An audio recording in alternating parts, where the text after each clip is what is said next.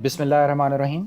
Course है हमारा spherical astronomy और इस स्फेरिकल एस्ट्रोनॉमी लेक्चर सीरीज़ का ये 9th लेक्चर है। इन केस अगर आपने मेरे प्रीवियस लेक्चर्स नहीं देखे हैं तो पहले मेरे आपने प्रीवियस लेक्चर्स देख लें और फिर उसके बाद आप इस लेक्चर की तरफ मूव करें ताकि तमाम के तमाम कॉन्सेप्ट को आप अच्छे तरीके से ग्रैब कर सकें। और इन केस अगर आप मेरे चैनल पर नए हैं तो मेरे चैनल को सब्सक्राइब ज़रूर कर लें क्योंकि इस तरह की इन्फॉर्मेटिव वीडियोज़ जो हैं वो सिर्फ और सिर्फ मेरे चैनल पर अवेलेबल हैं। तो आज हम डिस्कस करते हैं और आज का हमारा टॉपिक है पोलर ट्राइंगल्स। तो डिस्कस करते हैं कि ये पोलर ट्राइंगल्स क्या होती हैं। पोलर ट्राइंगल्स की डेफिनेशन आपके पास ये है कि let A B C be a spherical triangle and let A dash B dash C dash be the pole of side B C A and A B in the hemisphere in which A B C lies, then A dash B dash C dash is called the pole of a triangle ABC and ABC is called primitive। अब ज़रा समझते हैं कि उसमें है क्या।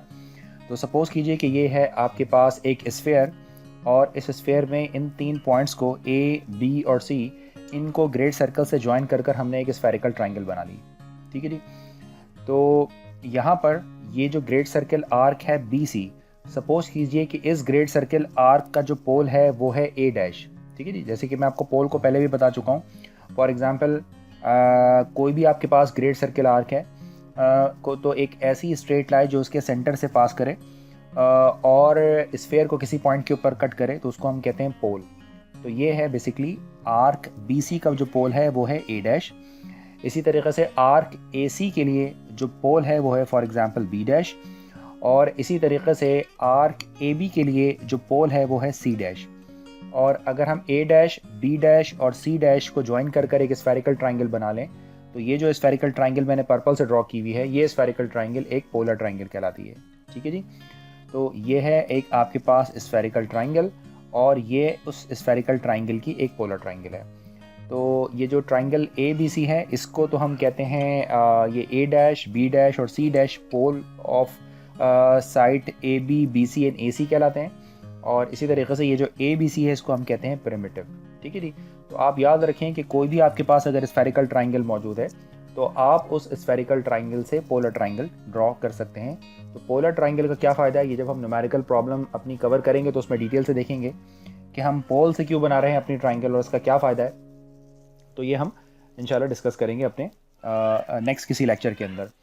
तो फिलहाल ये जो ट्राइंगल है आपके पास पोलर ट्राइंगल कहलाती है।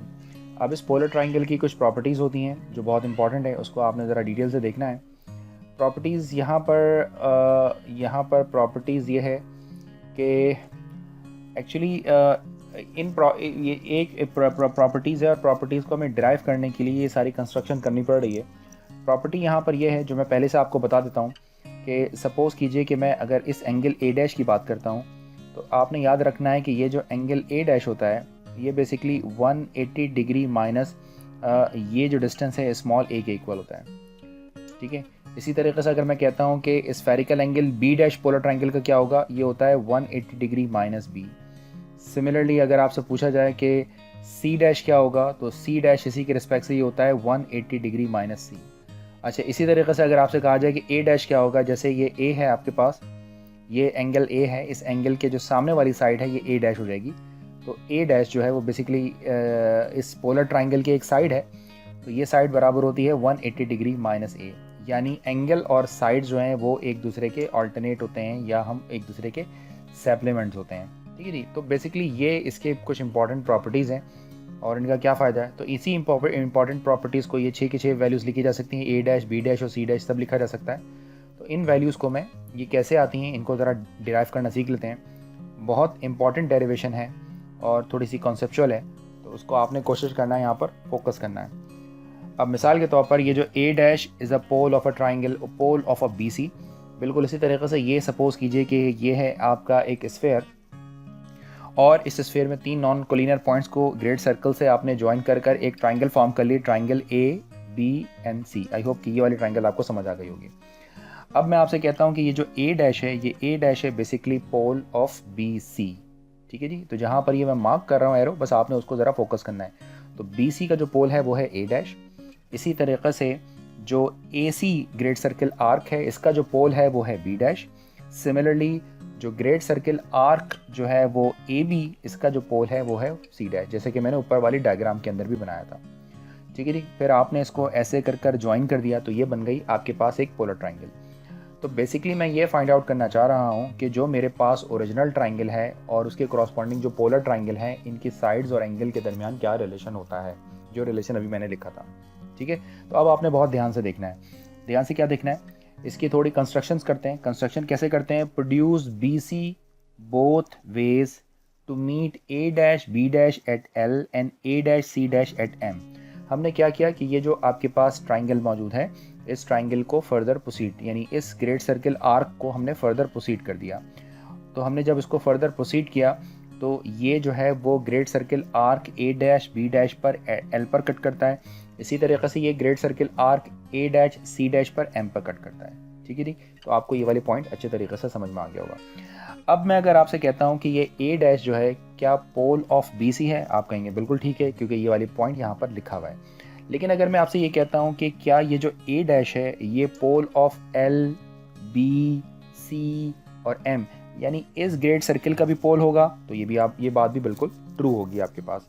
ठीक है जी, तो ये वाली बात भी आपको बिल्कुल समझ आती है। तो हम कह सकते हैं कि ये जो ए डैश है is a pole of L B C A, क्योंकि ये पोल ऑफ बी सी भी है, तो इसका मतलब है कि मैंने इसी को फर्दर प्रोड्यूस किया है। इसी जो ग्रेट सर्कल है इसको मैंने बढ़ा लिया, आगे आगे आगे फर्दर प्रोड्यूस किया है। तो इसका मतलब है कि इस ग्रेट सर्कल का भी जो पोल है वो ए डैश ही होगा। अच्छा, ये ए डैश एक्चुअली है क्या? अगर मैं आपसे पूछता हूँ कि भाई ये ए डैश है क्या, तो आप सिंपली कह सकते हैं कि ये ए डैश जो है ये आर्क लेंथ है एल और एम की। ठीक है जी, तो ये वाला पॉइंट भी आप लिख सकते हैं। अब क्या इसका यूज़ है और ये कैसे होगा, इसको कैसे डिराइव करते हैं ज़रा देखना होगा हमने। तो मेरा ख्याल है कि आपको यहाँ तक ये वाला पॉइंट जो है अच्छे तरीके से समझ में आ गया है। नोट यूज़ कीजिए कि एंगुलर डिस्टेंस, ये बात मैं पहले भी आपको बता चुका हूँ कि जब मैं आपके साथ डिस्कस कर रहा था ग्रेट सर्कल की प्रॉपर्टीज़, तो मैंने वहाँ पर आपको बताया था कि फॉर एग्ज़ाम्पल अगर किसी ग्रेट सर्कल का कोई पोल हमें पता हो, तो याद रखना है कि उस पोल से उस ग्रेट सर्कल के किसी भी पॉइंट का जो डिस्टेंस होता है वो 90 डिग्री होता है। जैसे कि मिसाल के तौर पर, बहुत ध्यान से आप इसको देखिएगा, हम आगे इसको बाद में पढ़ते हैं। अब मैं अगर आपसे कहता हूँ कि आप ये बताइए कि ये जो बी डैश है, ये बी डैश किस ग्रेट सर्कल आर्क का पोल है, तो आपको पता है कि जो बी डैश है, ये ए सी का पोल है, नज़र भी आ रहा है आपको। तो इसका मतलब है कि इस ग्रेट सर्कल आर्क्स पे किसी भी पॉइंट से अगर आप बी डैश का डिस्टेंस पूछेंगे तो ये डिस्टेंस कितना होगा, क्योंकि ये इसी ग्रेट सर्कल आर्क का जो है वो पोल है, ये बी डैश इसी ग्रेट, तो बी डैश से ए सी पर कहीं पर भी अगर आप डिस्टेंस मेजर करेंगे तो वो कितना होगा, 90 डिग्री होगा। जैसे कि मैंने कहा कि भाई बताइए कि बी डैश से इस सी का पोल के सी का डिस्टेंस कितना होगा, तो ये जो सी पॉइंट है ये इसी great circle arc A B पर एग्जिस्ट करती है, तो उसका डिस्टेंस कितना होगा, 90 होगा सिंपली। सिमिलरली अगर मैं आपसे कहता हूँ कि ये जो ए डैश है आपके पास, ए डैश, आप ये बताइए कि ये जो ए डैश है ये किस ग्रेट सर्कल का पोल है, तो आप यकीनन ये कहेंगे कि ये ग्रेट सर्कल बी सी का पोल है। ये बात यहाँ पर लिखी हुई है। तो अगर ये बी सी का पोल है तो मैं आपसे कहता हूँ कि इस बी सी पर कोई सा भी आप पॉइंट चूज़ करें, उस पॉइंट से इस ए डैश का डिस्टेंस कितना होगा, क्योंकि ये इसी ग्रेट सर्कल का पोल है तो इसका डिस्टेंस 90 डिग्री होना चाहिए। तो मैं अगर आपसे कहता हूँ कि इस ए डैश से इस सी का डिस्टेंस कितना होगा, ये होगा आपका 90 डिग्री। तो क्या आपको ये पॉइंट समझ आया अच्छे तरीके से? ठीक है जी, तो बहुत सिंपल। तो इस तरह करने से एक कंक्लूजन मिला मुझे। एक कंक्लूजन ये मिला, क्या मुझे पता लग गया कि फॉर एग्जांपल ए डैश से सी का डिस्टेंस भी 90 है और बी डैश से सी का डिस्टेंस भी 90 है। तो क्या मैं ये कह सकता हूँ कि ये जो ए डैश और बी डैश से बनने वाली ग्रेट सर्कल आर्क है, इसका पोल सी हो सकता है? याद रखें ये दोनों एक दूसरे के सप्लीमेंट्री होते हैं। मिसाल के तौर पर ये जो स्मॉल सर्कल है ये ग्रेट सर्कल में के साथ सप्लीमेंट बनाता है। जैसे अगर हमने ये कहा कि भाई इस ग्रेट सर्कल का जो पोल है वो बी डैश है, तो बिल्कुल ऐसे ही यहाँ पर अगर मैं आपसे कहता हूँ कि सी डैश जो है वो किसका पोल है, तो आप कह सकते हैं कि वो ए डैश और बी डैश का। क्यों? क्योंकि सी डैश से जब आप डिस्टेंस निकालते हैं बी डैश के लिए या सी से डिस्टेंस निकालते हैं ए डैश के लिए, ये 90 डिग्री आता है। तो इसका मतलब है कि ये इसका पोल होगा। तो हम कह सकते हैं कि ए डैश और बी डैश का जो पोल है वो सी है। तो मेरा ख्याल है कि आपको यहाँ तक ये वाला जो पॉइंट है अच्छे तरीके से क्लियर हो गया होगा।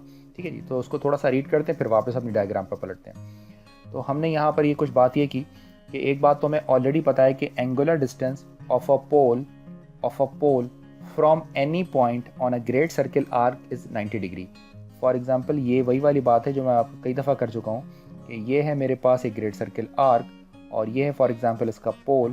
तो इस इस पोल का जो डिस्टेंस है इस ग्रेट सर्किल आर्क से कहीं भी अगर आप मेजर करेंगे तो ये डिस्टेंस आपका कितना होगा, 90 डिग्री होगा। ठीक है जी, तो यहाँ पर ये बात की गई है। तो यही बात आपको यहाँ पर बताइए कि distance B dash from any point on A C से नापा तो वो 90 डिग्री निकला, जैसे कि ऊपर वाली डायग्राम में यहाँ पर मेंशन है। देखिए कि बी डैश का सी के साथ डिस्टेंस 90 डिग्री। सिमिलरली अगर मैं आपसे कहता हूँ कि ये बताइए कि ए डैश का जो बी सी के साथ डिस्टेंस, बी सी में भी यहाँ पर हमने सी को चूज़ कर लिया, तो डिस्टेंस कितना होगा, वो भी आपका 90 डिग्री होगा। तो यहाँ पर आपको पता लग रहा है कि जो सी बी है, नज़र आ रहा है सी बी जी, सी और बी डैश और सी और ए डैश ये दोनों के दोनों कितने 90 डिग्री है। मैंने यहाँ पर डैश लगाना भूल गया हूँ, ये डैश लगा दीजिए। हाँ जी, तो सी बी डैश ये भी 90 डिग्री है और C A dash 90। It means C is the pole of A dash and B dash. I think आपको ये कॉन्सेप्ट अच्छे तरीके से क्लियर हो गया होगा।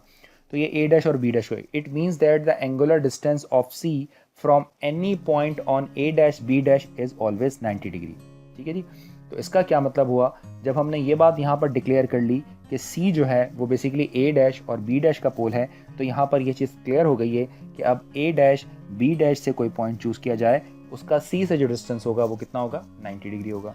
तो क्या आप ये बता सकते हैं कि ये जो L और C का जो टोटल डिस्टेंस है, ये डिस्टेंस कितना होगा, क्योंकि ये जो L पॉइंट है ये A डैश B डैश पर है और ये जो पॉइंट है और इस आर्क का जो पोल है वो है बेसिकली C, तो C से L का जो डिस्टेंस है अकॉर्डिंग टू डेफिनेशन वो कितना होगा, 90 डिग्री होगा। तो ये बात आपको समझ आ गई होगी।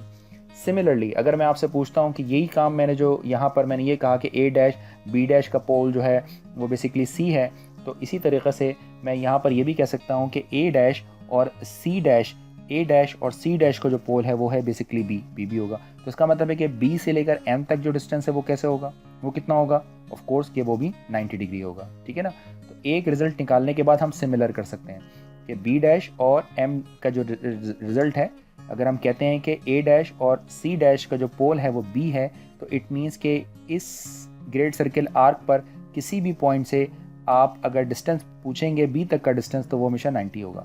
तो याद रखिए एक रिलेशन मिल गई कि L और C का डिस्टेंस ये भी 90 है और B और M का डिस्टेंस ये भी 90 है। ठीक है जी, तो यहाँ पर आप ये नोट कीजिए कि ये जो C और L का डिस्टेंस है ये भी 90 है और B और M का डिस्टेंस ये भी 90 है, क्योंकि यहाँ पर मैंने लिख दिया है कि L is at B dash C dash and C is a pole and M जो है वो A डैश C डैश पर लाई करता है और B इसका पोल है। ठीक है जी, अब वापस अपनी डायग्राम पर चलते हैं।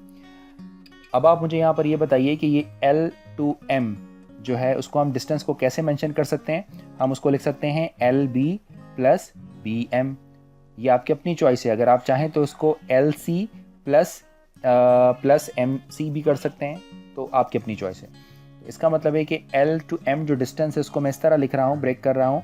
एक मैंने LB बना लिया है और दूसरा मैंने इसको BM बना लिया है। ठीक है जी, तो ये जो BM है ये कितना है, ये 90 है। और मैं आपसे पूछूं कि ये LB डिस्टेंस कितना है, तो बहुत आसान है, इस A के सामने वाली साइड स्मॉल a, और ये टोटल डिस्टेंस कितना है, अभी थोड़ी देर पहले डिस्कस किया कि L और C का जो डिस्टेंस है वो 90 है, तो 90 में से माइनस कर दें तो ये डिस्टेंस आ जाएगा, तो LB 90 माइनस A के इक्वल होगा। ठीक है जी, तो बस ये सारी चीज़ें मैंने यहाँ पर लिखी हैं। मैंने ये लिखा है यहाँ पर कि जो LM है ये LB प्लस BM है। आप स्क्रीन को स्क्रॉल कर जब तक आपका कॉन्सेप्ट क्लियर ना हो जाए आप इस वीडियो को ज़रूर देखिएगा और वो पिक्चर को ज़रूर देखिएगा। LB हमने कंप्यूट किया, वो क्या है, LB 90 माइनस A और BM पहले से कंप्यूट कर चुके हैं, वो 90 के इक्वल है। तो सिंप्लीफाई कर लें, 90 minus A plus 90, 90 180 minus A, और ये LM होगा क्या, ये हम इनिशियली डिफाइन कर चुके हैं कि जो LM है आपके पास ये बेसिकली एंगल A के इक्वल है। तो देखिए यहाँ पर जो रिलेशन हमें रिक्वायर्ड था वो रिलेशन हमें मिल गया है कि LM का मतलब A डैश हो जाएगा और ये हो जाएगा 180 माइनस A। ठीक हो गया, तो इसका मतलब है कि A डैश जो है यानी पोलर ट्राइंगल का जो स्फेरिकल एंगल है वो बेसिकली जो स्मॉल ट्राइंगल आपका फॉर्म किया गया है उसमें से उसकी A के क्रॉस A डैश की क्रॉसपॉन्डिंग साइड में से 180 में से A को सब्ट्रैक्ट करने से मिलेगा। सिमिलरली B डैश जो है वो 180 माइनस B के इक्वल होगा, C डैश 180 माइनस C के इक्वल होगा, A डैश 180 माइनस A के इक्वल होगा। अब ये जो है वो साइड की लेंथ है पोलर ट्राइंगल की, तो ये इसके एंगल का सप्लीमेंट होता है। ठीक है जी, तो इसी तरीके से B डैश 180 माइनस B और C डैश, तो जिस तरह मैंने C डैश 180 माइनस C, तो जिस तरीके से मैंने इसको प्रूव किया है सिमिलर इसको प्रूव कर सकते हैं। ठीक है जी, तो अब हमें एक इम्पॉर्टेंट पॉइंट ये समझ आ गया कि हम अपने हर फार्मूले को पोलर ट्राइंगल के लिए चेंज कर सकते हैं इन रिलेशंस के थ्रू। मिसाल के तौर पर अब यहाँ पर मैंने यहाँ पर ये बात नोट में लिख भी दी है कि angle of polar triangle are supplement of corresponding side, जैसे कि ऊपर दिया हुआ, और sides and supplements corresponding angle ये जो एंगल्स हैं ये साइड्स का कॉम्प्लीमेंट है और साइड जो है सप्लीमेंट है और साइड जो है वो एंगल का सप्लीमेंट है। ठीक है जी, तो यहाँ पर ये बात आपको समझ आ गई, ये सारी इंपॉर्टेंट प्रॉपर्टी थी। अच्छा जी, प्रिंसिपल ऑफ पोलैरिटी क्या होता है in any formula of spherical triangle. In any formula, कौन कौन से हमने फार्मूले पढ़े थे? हमने कोसाइन लॉ पढ़ा था, साइन लॉ पढ़ा था, 4 पार्ट फार्मूला, 5 पार्ट फार्मूला। ये सारे फार्मूले जो हैं स्फेरिकल ट्राइंगल के, या इसके अलावा कुछ हाफ एंगल फार्मूले भी हो सकते हैं जिसकी हमें फिलहाल नीड नहीं थी तो हमने नहीं पढ़ा। In any formula of spherical triangle angle can be replace by supplement of corresponding side and side by supplement of corresponding angle. तो उसको रिप्लेस कर सकते हैं। मिसाल के तौर पर अब आप देखिएगा कि मैं एक साइन फार्मूला लिख रहा हूँ पोलर ट्राइंगल के लिए। अब आप इस बड़ी वाली यानी ग्रीन ट्राइंगल को ज़रूर देखिएगा कि A dash, B dash and C dash, इस पर जब आप साइन लॉ लगाएंगे तो बिल्कुल जिस तरह इस छोटे ट्राइंगल के लिए लगता था उसी तरह लगेगा, साइन कैपिटल ए अपॉन ए। अच्छा, ओरिजिनल साइन फार्मूला तो ये होता है, ये हम ऑलरेडी जानते हैं, लेकिन जब आप triangle A dash, B dash और सी डैश पर आप अप्लाई करेंगे इसको, ए डैश, बी डैश और सी डैश के ऊपर, तो ये बनेगा आपके पास A dash upon A, B dash upon B, C dash upon C. ठीक है जी, तो ये होता है एज वी नो दैट, हम ये फार्मूला ऑलरेडी जानते हैं। इस फार्मूले को जब आप इस बिग ट्राइंगल के ऊपर अप्लाई करेंगे तो ये इस तरह लिखा जाएगा। इसके बाद हमें पता है कि ये जो ए डैश है, ये जो पोलर का एंगल है, ये बेसिकली छोटे वाले ट्राइंगल के साइड का सप्लीमेंट होता है, तो इसकी जगह 180 माइनस ए कर दीजिए, 180 माइनस ए। और इसी तरीके से इसमें ये बी डैश को लिखा 180 माइनस बी, इसी तरह कैपिटल सी डैश को लिखा 180 माइनस सी, इस प्रॉपर्टीज़ के अकॉर्डिंग। और ये जो स्मॉल ए डैश है इसको लिखा 180 माइनस ए, 180 माइनस बी, 180 माइनस सी। ठीक है जी, इसको जब आपने फर्दर सिंप्लीफाई किया अल्फा प्लस बीटा के फार्मूले से, तो ये सिंपली आइडेंटिटी है। ये 180 माइनस ए बराबर हो जाता है 180 sin small a, sin small b, sin small c, sin capital A, sin capital B, sin capital C. तो आप अगर नोट करें तो सिर्फ और सिर्फ डिफरेंस ये है कि जो साइन फार्मूला अभी हमने स्टडी किया था वो साइन फार्मूला जो नॉर्मली होता है, इसमें पहले स्फेरिकल एंगल होता है और फिर उसकी साइड होती है। अगर इसको रेसिप्रोकल कर दिया जाए तो वो फार्मूला पोलर के अंदर चेंज हो जाता है। ठीक है जी, इसी तरीके से कोसाइन फार्मूले को चेंज करते हैं। मिसाल के तौर पर जो ओरिजिनल कोसाइन फार्मूला होता है वो ये होता है। फॉर एग्जांपल हम बात कर रहे हैं दो साइड्स और अगर उसके दरमियान अगर हमें एंगल पता हो तो इंक्लूडेड एंगल, तो हम जो है वो कोसाइन फार्मूला अप्लाई कर सकते हैं, जैसे कि हमें पहले से पता है। मिसाल के तौर पर एक स्फेरिकल ट्राइंगल की ये और ये साइड और ये वाला एंगल अगर आपको मालूम हो तो उस पर हम साइन फार्मूला अप्लाई कर सकते हैं। तो जैसे ये, ठीक है जी, और ये वाली साइड हम यहाँ पर मालूम कर सकते हैं। तो कॉस ऑफ ए बराबर होता है cos B cos C, sin B and cos of angle A. तो यहाँ पर तो ये फार्मूला जो था आपका किसके लिए था? ये आपका नॉर्मल ट्राइंगल के लिए था। अगर आप इसी फार्मूले को स्फेरिकल ट्राइंगल के लिए लिखना चाहेंगे तो पोलर ट्राइंगल के लिए लिखना चाहेंगे तो कैसे लिखेंगे भाई? बहुत सिंपल सी बात है, सबको डैश डैश डैश डैश कर दिया। अब ये जो ए डैश है ये बेसिकली 180 माइनस ए के बराबर होता है, B dash 180 minus B, C dash 180। तो सारी आइडेंटिटीज़ को यहाँ पर सब्स्टिट्यूट कर दिया और उसको सिंप्लीफाई कर लिया। तो जब आपने इसको सिंप्लीफाई किया तो ये बना माइनस कॉस ऑफ ए, यहाँ पर कॉस बी कॉस सी आ जाएगा कैपिटल में, और यहाँ पर minus sine B sine C cos of A आ जाएगा। तो अगर आप नोट करें तो ओरिजिनल और इसके फार्मूले के अंदर थोड़ी सी चेंजेस आ जाती हैं। तो ये जो फार्मूला है ये पोलर ट्राइंगल का कॉस फार्मूला है। ठीक है जी, इसी तरीके से ये साइन और कोसाइन के फार्मूले सबसे ज़्यादा इंपॉर्टेंट होते हैं, तो इसलिए मैंने फर्दर जो 4 पार्ट फार्मूला है वो बेसिकली इन्हीं से ड्राइव किया जाता है। तो मैंने उसको तो खैर यहाँ पर इंक्लूड नहीं किया, लेकिन अगर आप चाहें तो उसको भी यहाँ पर आप इंक्लूड कर सकते हैं। ठीक है जी, तो उसकी भी वैल्यू आप लिख सकते हैं। तो उम्मीद है कि आपको पोलर ट्राइंगल अच्छे तरीके से समझ आ गई होगी, और पोलर ट्राइंगल की ये जो डेरिवेशन वाला पार्ट है जिसके अंदर हमने देखा कि ये जो आइडेंटिटीज़ हम निकालते हैं या ये जो प्रॉपर्टीज़ हैं जिसमें एंगल साइड का कॉम्प्लीमेंट है और साइड एंगल का कॉम्प्लीमेंट है, सॉरी सप्लीमेंट है, तो ये कैसे निकलता है ये उम्मीद है कि आपको अच्छे तरीके से, बहुत अच्छे तरीके से क्लियर हो गया होगा। तो प्लीज़ लाइक करें, चैनल को सब्सक्राइब करें और इसको शेयर ज़रूर करें, और अपने कमेंट्स दें। इन केस अगर किसी किस्म की कोई भी एम्बिग्यूटी है तो आप मुझसे जो है वो व्हाट्सएप पर भी डिस्कस कर सकते हैं। Thanks for watching this video. अल्लाह हाफ़िज़।